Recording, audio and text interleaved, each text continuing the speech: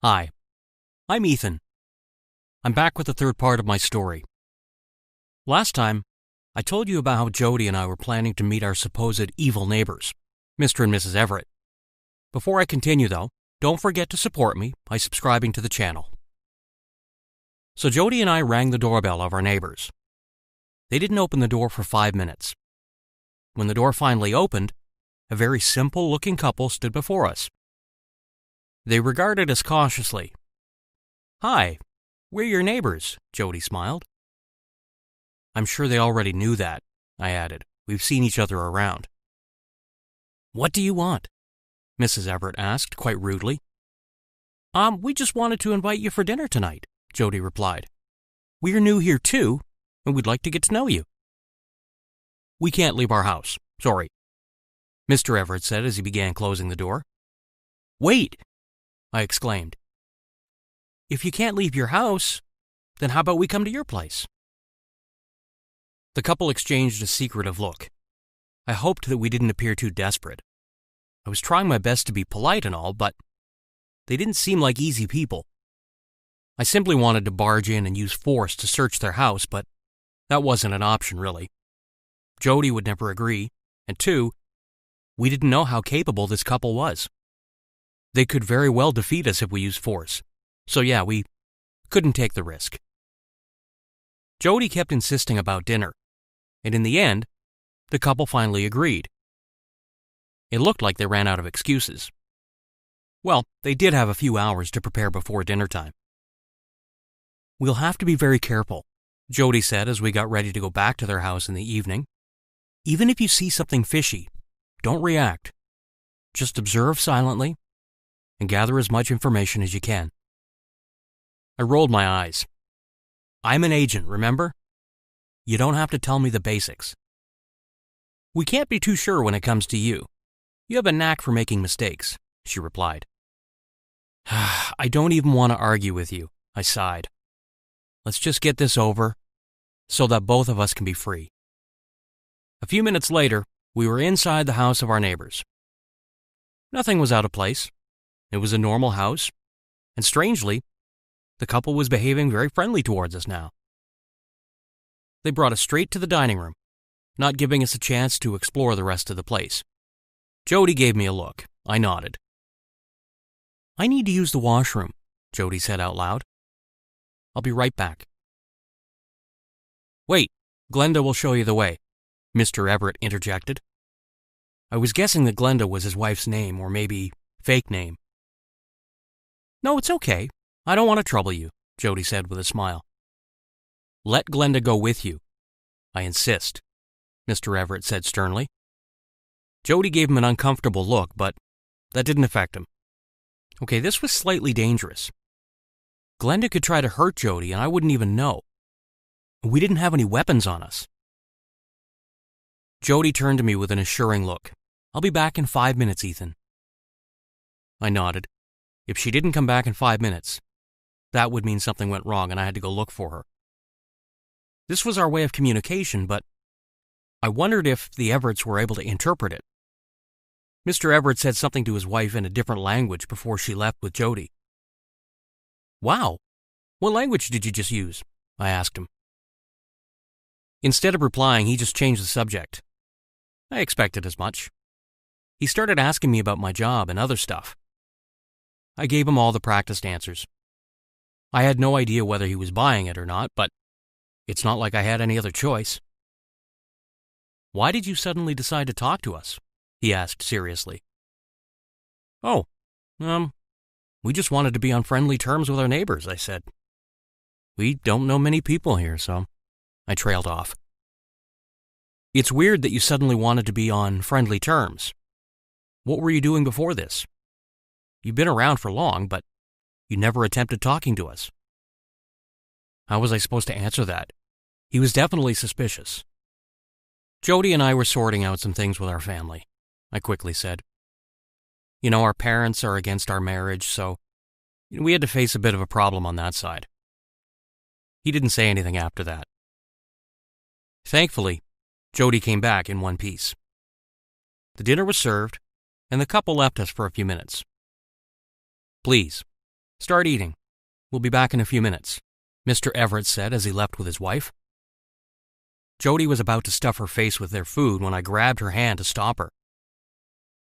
"What are you doing?" I hissed. "Eating?" she answered in confusion. "What kind of spy are you?" I shook my head in disappointment. "You can't eat anything given by them. They may have mixed something in the food."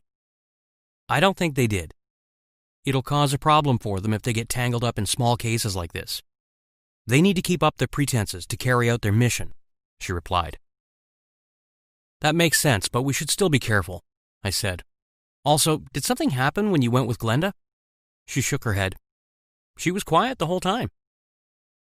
I tried making small talk, but she didn't open her mouth. And since she was with me the whole time, I really couldn't take a look around. They're really going to great lengths to keep us limited to this area," I mused. "Which means we need to somehow go upstairs," and I abruptly stopped when I heard footsteps. The couple came back and took their seats. Jody and I resumed eating. More like pretended to eat. Mr. and Mrs. Everett kept leaving at regular intervals, saying they had some important work. It must be really important, seeing how they didn't care about their guests. Moreover, they kept talking in their code language. Yes, it was a code language especially made for their communication. I had secretly recorded their conversation and sent it to the agency. When the couple left for the 5th time now, Jody and I decided to follow them. We made sure not to make the slightest bit of noise and tiptoed behind them. They'd gone upstairs and entered a room situated in a corner. The door was locked, but Jody unlocked it using her hairpin. We just pushed it open slightly, being careful not to make any kind of noise. Well, my eyes widened when I saw what was inside the room. It was full of computers and other devices, and Mr. and Mrs. Everett were talking to some man whose face was visible on a big screen. Jody was about to gasp, but I covered her mouth on time. I gave her a warning glare to keep her mouth shut. She nodded, removing my hand from over her mouth. Our attention was diverted when we heard the word Washington. I listened carefully and realized that they were talking about chaos in Washington and Beijing on Christmas Eve. The name of their leader, aka the guy they were talking to, was Samuel. Jody and I glared at each other in shock. "Are you recording this conversation?" Jody whispered, leaning closer to me. I shook my head. "I think I left my phone at the dining room table." She gave me a look of disbelief and fished out her own phone from her pocket. "We'll also need to click pictures," I whispered, "and make sure that the leader's face is clear." She nodded and proceeded to click some photos, but, as luck would have it, her phone suddenly dropped from her hands. I'm sure you can guess what happened next. Mr. and Mrs. Everett quickly turned towards us. "Run!" I shook Jody's shoulder. She was standing there in shock. "Get them!" Mr. Everett yelled at Glenda. Ugh, Jody was going to get us in huge trouble. I grabbed her hand and started running towards the stairs, but Glenda caught up to us. She stopped right in front of me and whipped out a knife from her dress. "Don't move," she ordered, "or I'll just end you right here." I turned around to see Mr. Everett standing with his hands crossed. "I knew you were suspicious the moment you came into my house," he said. "Who are you?" "Your neighbors," Jody replied in a shaky voice. "I'm asking about your real identity." "We're just your neighbors," I said. "We accidentally came across that room. I don't know what's going on, but if you let us go, we'll keep our mouths shut." He laughed. "Do you take me for a fool? Weren't you just trying to click pictures? I'm pretty sure that you overheard the whole conversation, too. And don't even bother playing the neighbor card. You're far too suspicious for that. Did you really think that I wouldn't notice how you're not eating your food? And how you're inquisitive about every little thing? You walked into danger willingly, so get ready to face the consequences." "Glenda, tie them up," he ordered and turned around to leave. Fighting them now would be of no use. They had an advantage over us. That's why Jody and I let Glenda tie us and take us into a dark room. The incident that happened after that was something that I could have never imagined in my wildest dreams. Hi everyone, I'm Ethan. I'm back to continue my story from where I left it off last time. Mr. and Mrs. Everett had caught us while we were trying to click pictures of their weird communication room. Before I continue the story though, don't forget to subscribe to the channel to show me your support. So, after seizing us, Glenda brought us to what seemed like a basement. We were made to sit on chairs and tied up with ropes. She even handcuffed us and placed the key somewhere in her pocket. Mr. Everett gave us a smug look. You were trying to be so smart, but look where it brought you. What did you say, Ethan? You have a government job? You sure know how to lie. You're an agent, aren't you? I clenched my fingers. I neither accepted nor denied his claim. The best option was just to stay quiet. He turned to Jody and laughed. Don't tell me you're a Chinese undercover spy, he said to Jody. Because if that's true, then you definitely need to work on your skills. How could you be so clumsy? You even got your poor husband in trouble. Jody turned to me with an apologetic look. Well, what could I say? I was really mad at her, but at that moment, she wasn't the enemy. Accusing her of anything wouldn't do any good. Oh, wait! I suddenly had a very wild idea, Mr. Everett exclaimed with an evil smirk. What if this Jody girl is plotting against you, Ethan? Maybe this was her plan all along, to get you caught. What the hell? Jody's eyes widened as she frantically shook her head. Ethan, don't listen to him. He's trying to turn you against me. What would I gain by that? He laughed. Right now, both of you are my captives. I don't care about either of you. I'm just stating possibilities because, honestly, you gotta be really stupid to drop your phone and get caught like that. Though, I should be thanking you for what you did. I'd be lying if I said I wasn't suspicious of Jody. I mean, when we got caught and everything, the thought that she might have done it on purpose, it did cross my mind. But nope, as I said, she wasn't my enemy. At least, not for now. Even if she was betraying me, I could carry the mission single-handedly and deal with her later. Right now, I had to escape from this place and get the agency to arrest the Everetts. Glenda, take good care of them. They're our guests, after all, Mr. Everett said sarcastically.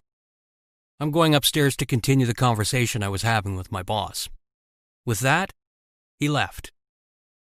I glanced at Glenda, trying to estimate her strength. Maybe I could trick her and escape. She didn't have much on us except for the knife she was flashing earlier. Ethan, I'm really sorry, Jody suddenly said. Please believe me, it was a mistake. I was a bit nervous and overwhelmed. I gave her a slight nod. Glenda was observing us closely, so I didn't want to take the risk of disclosing anything in front of her. Man, you two sure are boring, Glenda mocked, yawning. I was expecting to keep myself entertained, but at this rate, I'm going to pass out. Jody glared at her. Why don't you come closer? I'll show you something interesting. Is that a threat? Glenda started laughing. You are cute. You really think I would fall for that? Oh, you know what? I'll humor you this once. Let's see what you got. I was confused as heck. Did Jody have a hidden weapon or something? Or was she going to take Glenda down with her hands tied? Glenda was probably expecting the same thing because she approached Jody very cautiously, ready to fight back at any moment. But what Jody did was unexpected. She brought her tied legs in Glenda's way, making her trip and fall to the ground. Glenda cursed loudly while Jody laughed. Was that entertaining enough for you? Jody asked mockingly. I have more tricks up my sleeve if you're still bored. Glenda got up and assessed Jody's rope. Why are your legs not tied to that chair? Jody shrugged. Ask yourself. You're the one who tied the ropes. Glenda started cursing more, and after tying up Jody's legs properly, she gave us a serious look. That's enough fun and games. If you tick me off again, I won't hesitate to put my knife to good use. Jody opened her mouth to tell her off, but I intervened. Got it. I'm sorry about that, I said. We'll be quiet now. Glenda smiled in satisfaction and turned around. I'll be right back. My eyes followed her outside the door. On my way here, I had seen that there were two separate washrooms, labeled men and women, right outside this dark room. My guess was that they often had a lot of visitors from their organization. That's why they had separate washrooms. However, the reason for giving you all that info is that Glenda freaking entered the men's washroom. "Ethan," Jody suddenly called out, "get that key." I glanced at her in confusion. My eyes then landed on the key that Glenda had used to handcuff us earlier. It must have fallen out of her dress when she tripped. I recalled what I'd learned during my training and loosened my ropes. It helped me drag myself closer to the key and pick it up with my feet. With much difficulty, I transferred it to my hands and used it to get rid of the handcuffs. I quickly untied Jody, but kept the ropes loosely around her so that nothing would seem off. When I heard footsteps approaching, I resumed my position on the chair and threw the ropes over my body. Then, brought my hands behind my back as they were before. When Glenda entered the room, I gave her a look. "Why did you use the men's washroom?" "Why? Are you surprised?" she smirked. "What kind of agent are you? You should have guessed by now. I'm not a woman." She proceeded to remove her wig and wiped her makeup. "Nice to meet you. I'm Gabe." Or should I say, he smiled. What the hell just happened? Jody and I gaped at him for 5 minutes straight. He was enjoying our reaction a bit too much. He got so carried away that he started rambling about all his plans and other things. Thanks to him, I got to know a few important details. Gabe and Mr. Everett were brothers. Mr. Everett's name was Justin. Both these brothers were working for an organization named NARC. The person named Samuel, who they were talking to upstairs, was the leader. He planned this whole chaos thing. Gabe and Justin were helping him execute his plans. "What are you going to do?" I asked. "You won't be able to get past the security." Gabe scoffed. "Do you think we'll attack directly?" "Our men have already made the arrangements. We have a different kind of plan, you see. First, we take down all the power grids over Beijing and Washington. That'll cause a complete blackout. The machines will fail, hospitals won't be able to function, and people will die." "What the?" Jody exclaimed. "You have to be really sick in order to think of such an awful thing." "Thanks. I'll take that as a compliment," Gabe said sarcastically. "And then what? People will die? That's what you want to achieve?" I asked in disbelief. "Of course not. A lot of things will happen. Stock markets will crash, those rich snobs will lose all their wealth. It'll be just the beginning of a new world order. And that's when our organization will come into picture. We'll start taking control of everything." I glanced at Jody as Gabe kept rambling about his plan. Jody nodded and turned to Gabe. "No offense, but that sounds really stupid," she said to Gabe, making him roll his eyes. "Please. Nothing can surpass you in stupidity. Do you need a reminder of how you literally walked into trouble?" he retorted. As Jody and Gabe kept bickering, I slowly started moving. I made sure to get out of Gabe's line of sight first. He was so busy talking, he didn't even notice. Then, I slowly got up and silently walked towards him from behind. Jody kept distracting him, and I used this as the opportunity to knock him out. I couldn't believe that he passed out so quickly. Why did he appear so threatening before? Gosh, this was easy. I grabbed Jody's hand, and we ran out of there after locking the doors of the basement. As we went upstairs, I motioned Jody to leave the house first and call the agency. I still had to get my phone from the dining room table. "No!" Jody stopped me. "Don't be stupid like me. They won't be able to unlock your phone so quickly. We'll get them arrested in a few minutes, and you can have your phone back then." Well, she did have a point. Thankfully, Justin was nowhere in sight. We were able to escape without running into any kind of trouble. 10 minutes later, we were standing at their doors with armed CIA agents. The plan was to search the house, expose their computer room, and get them arrested on the spot. But what happened in reality was far too shocking. I should have known. nothing ever goes as planned.